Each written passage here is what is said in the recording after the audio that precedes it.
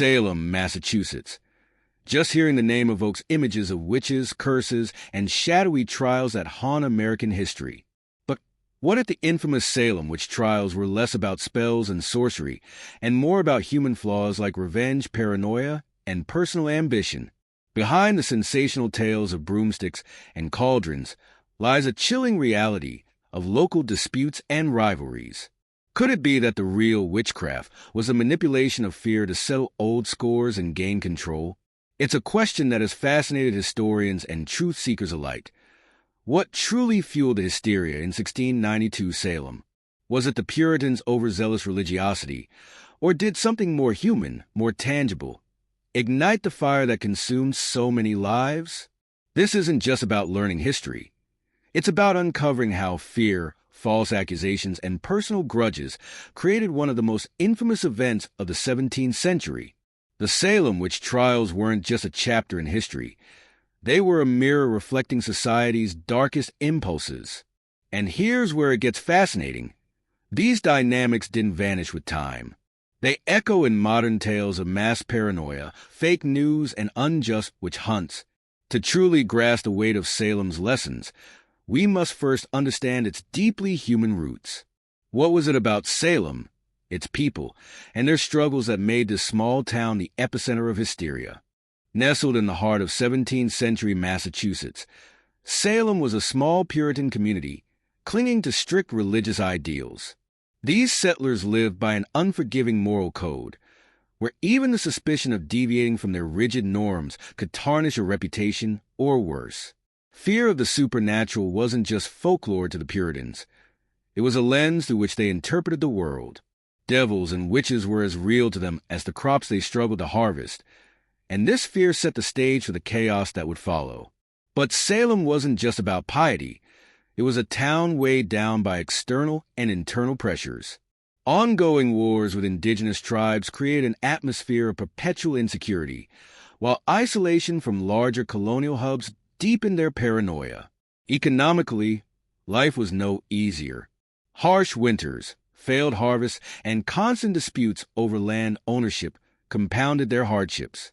In such an environment, it was easy to see how tensions could erupt into full-blown hysteria. Even within the boundaries of Salem, divisions ran deep. Factions formed over everything from religious leadership to disputes over property lines, creating fertile ground for mistrust and suspicion. These conflicts simmered beneath the surface, waiting for a spark to ignite them.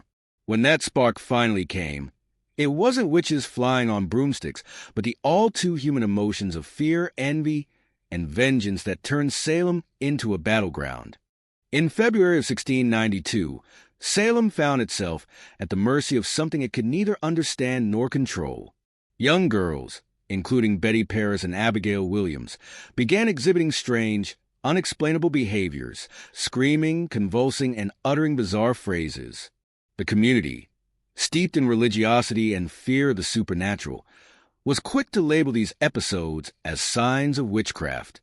With no logical explanation, the Puritans turned to their greatest fear, witches among them. The accusations came swiftly, and they were often aimed at society's most vulnerable. Tituba, an enslaved woman of indigenous and African descent, was one of the first to be accused, along with Sarah Good, a destitute beggar, and Sarah Osborne, a woman who defied societal norms. These women were easy targets, already marginalized by their community, under intense pressure, and likely under the threat or reality of physical torture. Tituba confessed, weaving a vivid tale of witches conspiring against Salem. Her confession, possibly coerced, acted like a match thrown into dry kindling, setting off widespread paranoia. What started as isolated incidents quickly spiraled into collective hysteria. The mere accusation of witchcraft was enough to ruin a reputation and send fear rippling through the town. Interrogations were intense, with the accused often forced into confessions under duress. As word spread, the lines between reality and fear blurred, and the community began turning against itself. The seeds of distrust were sown, and the trials were just beginning to take root. The Salem witch trials were not just a product of fear and superstition. They were deeply rooted in the simmering rivalries and disputes that plagued the community. Salem was split into factions, with families like the Putnams and the Porters at odds over everything from land ownership to political influence. The accusations of witchcraft provided a convenient tool to sell old scores. It wasn't uncommon for accusations to conveniently target individuals involved in land disputes or those who threatened the accuser's social standing. These rivalries extended beyond property lines and delved into religious tensions. The community was divided over who should lead their congregation, with fierce debates about theological direction adding fuel to the fire. For instance, the Putnams were staunch supporters of Reverend Samuel Parris, a controversial figure whose leadership was questioned by other influential families. This division created a breeding ground for accusations to be wielded as weapons in a broader power struggle. In many cases, the witch trials became a way to remove inconvenient figures from the community.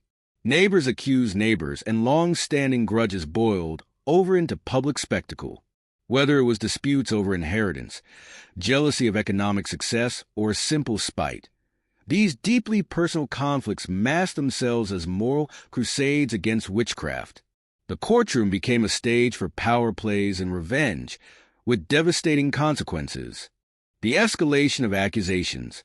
Once the initial accusations gained traction, Salem descended into chaos.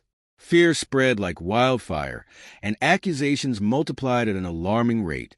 Anyone could be a target, and often, accusations stemmed from little more than rumors or personal grievances. It was common for people to claim they saw spectral evidence, ghostly visions or encounters with witches that could not be proven. Such flimsy proofs turned the trials into a circus of paranoia, with suspicion overshadowing reason. The methods of proving guilt were as chilling as the accusations themselves. Physical evidence, like supposed witch marks on the body, was presented alongside testimonies of those claiming to be bewitched. The accused were trapped in an impossible situation, deny the charges, and they were tortured or executed, confess, and they condemned themselves while possibly implicating others. This cycle of fear and coercion allowed the hysteria to thrive, dragging more and more people into its grasp. At the heart of many accusations lay personal vendettas. Neighbors with old grievances seized the opportunity to settle scores under the guise of moral outrage. The trials became a stage for bitterness, jealousy, and greed, with tragic results. As each accusation fed the frenzy, Salem's social fabric unraveled, leaving behind a grim legacy of fear and injustice. By the time the hysteria subsided, Salem had paid a steep price. 19 people were hanged. One man, Giles Corey, was pressed to death under heavy stones for refusing to plead, and over 150 individuals were imprisoned under brutal conditions. Families were torn apart, reputations were ruined, and an entire community bore the weight of its actions.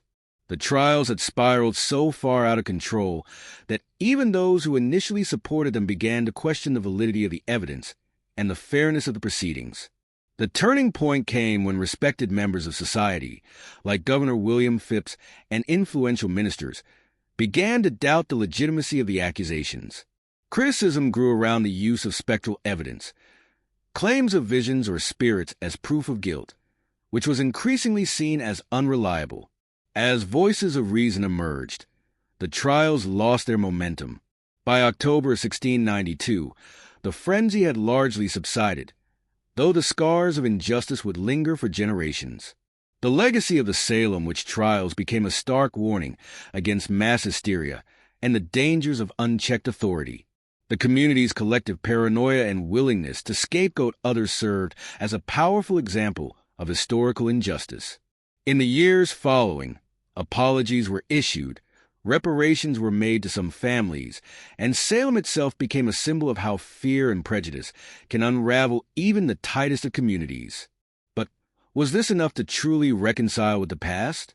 What seemed at first to be a battle against witchcraft was, in reality, a deeply human story of revenge, greed, and fear. The Salem witch trials are not just a relic of the past, but a lens through which we can view the dangers of unchecked paranoia and the manipulation of truth. Behind every accusation, There was a motive, and behind every conviction, there was a lesson about the fragility of justice in the face of mass hysteria. The Salem trials invite us to reflect on how easily fear can transform into an unstoppable force. It wasn't spells or curses that drove the events of 1692. It was something far more familiar: distrust, personal ambition, and the human tendency to seek scapegoats in uncertain times. These themes are timeless, resonating in our modern struggles with misinformation, social division, and the pursuit of power at others' expense. So, what do you take away from Salem? Does it change how you view conflicts in your own life, or even how society reacts to fear today? Share your thoughts, your parallels, and your insights in the comments. And if you're intrigued by stories like these, subscribe and hit the notification bell. You won't want to miss the next deep dive into history's hidden truths.